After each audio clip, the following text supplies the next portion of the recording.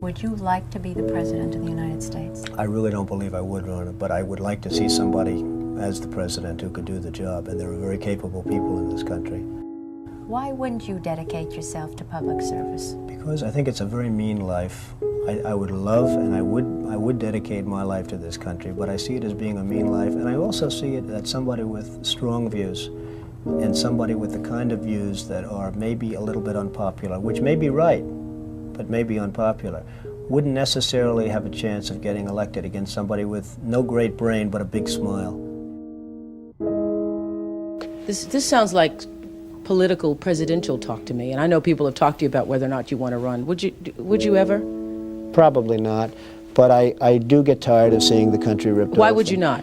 I just don't think I really have the inclination to do it. I love what I'm doing. I really like it. Also, it doesn't pay as well. No, it doesn't. But, you know, I just probably wouldn't do it, Oprah. I probably wouldn't, but I do get tired of seeing what's happening with this country. And if it got so bad, I would never want to rule it out totally, because I really am tired of seeing what's happening with this country, how we're really making other people live like kings, and we're not.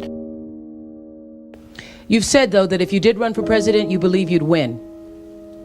Well, I don't know. I think I'd win. I tell you what, I wouldn't go in to lose. I've never gone in to lose in my life. And if I did decide to do it, I think I'd be inclined, I would say that I would have a hell of a chance of winning, because I think people, I don't know how your audience feels, but I think people are tired of seeing the United States ripped off. And I can't promise you everything, but I can tell you one thing: this country would make one hell of a lot of money from those people that for 25 years have taken advantage. It wouldn't be the way it's been, believe me. But you might be classified as an Eastern Republican. Fair? Well, I guess you could say that, yes. Which means kind of a Rockefeller, Chase Manhattan Republican? I never thought of it in those terms. How do you define? Are you a Bush Republican? No, I think I'm really, the people that I do best with are the people that drive the taxis. You know, wealthy people don't like me, because I'm competing against them all the time, and they don't like me, and I like to win. The fact is, I go down the streets of New York, and the people that really like me are the taxi drivers and the workers, et cetera, et cetera. I mean, I really get a great response. Why are you a Republican? I have no idea. I mean, I am a Republican because I just believe in certain principles of the Republican Party. You have flirted with the idea of politics. Now you're here at your first national convention.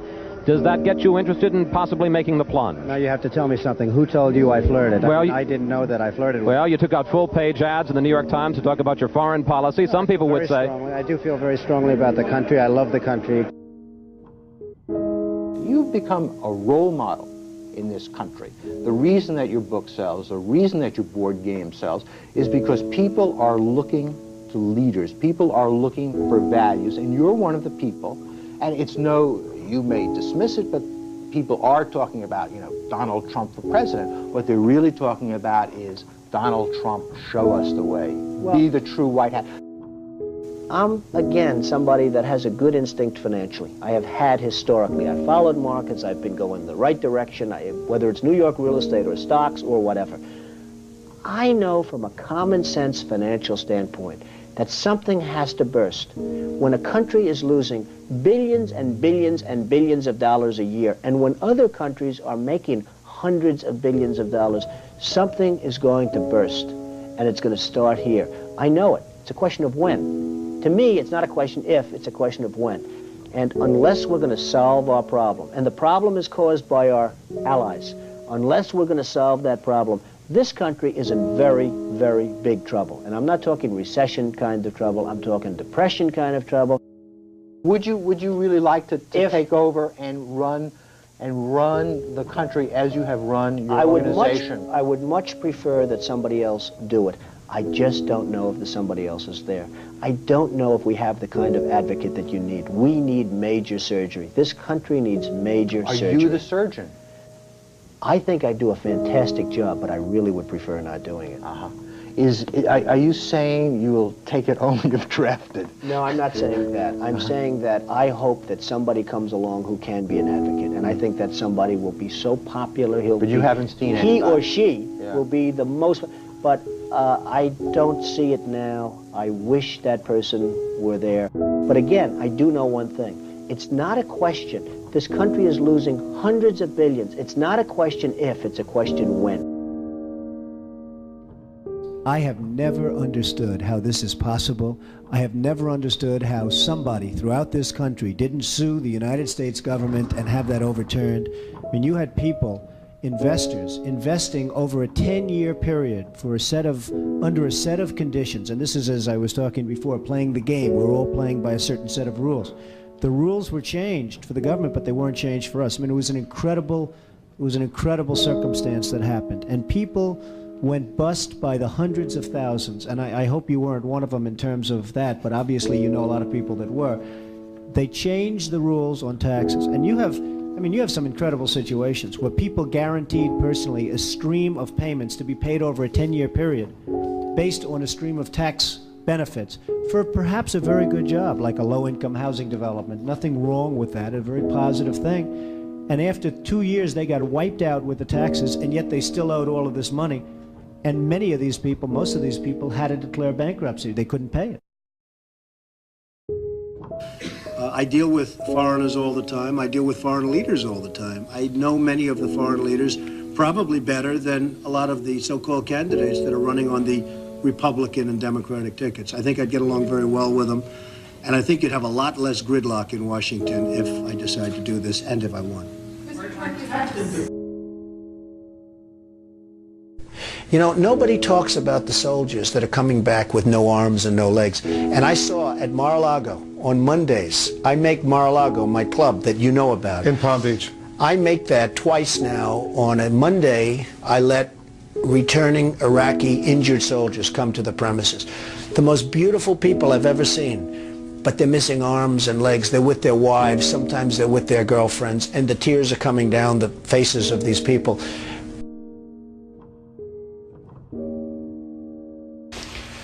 Well, I just hate what's happened to this country. We've gone to a country that's no longer respected.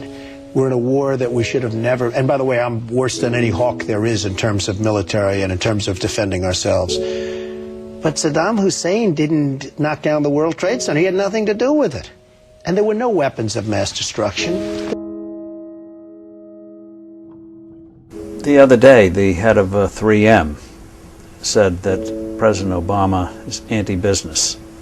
Do you get the same feeling that he does? Well, I don't know that it's anti-business or he just really doesn't know exactly what to do. And I'm afraid it probably is the second thing. I don't see him necessarily as anti-business. I think that he is not sophisticated in the ways of business. He hasn't dealt with the people that you've dealt with and that I've dealt with. I deal with China, as an example, a lot. It is never easy. And I've made some very big deals with the Chinese. I've come out on top. I've come out in great shape. I sell apartments to Chinese people. I get along great with them. It's not like, anti-China. I just think it's ridiculous that we allow them to do what they're doing to this country with the manipulation of the currency that you write about and understand, and all of the other things that they do. And frankly, if I were them and if I could get away with it, I take my hat off to them, frankly. They do get away with it. And I hire companies all the time, and it's so hard for our companies to compete against Chinese companies. I mean, these companies have such an advantage, whether it's glass for a curtain wall or whether it's, and you use the term because you know what's happened, sheetrock. I mean, they used to give us sheetrock, just give it.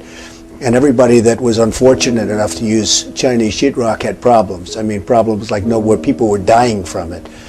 The good news, Steve, our product is much better, but with the manipulation of their currency, it's very, very, very hard for our companies to compete. But I'll certainly do whatever is necessary and however I can help, whether they want me to make speeches, whether they want me to contribute, raise money, I'll do whatever I have to do. We need somebody great as a president.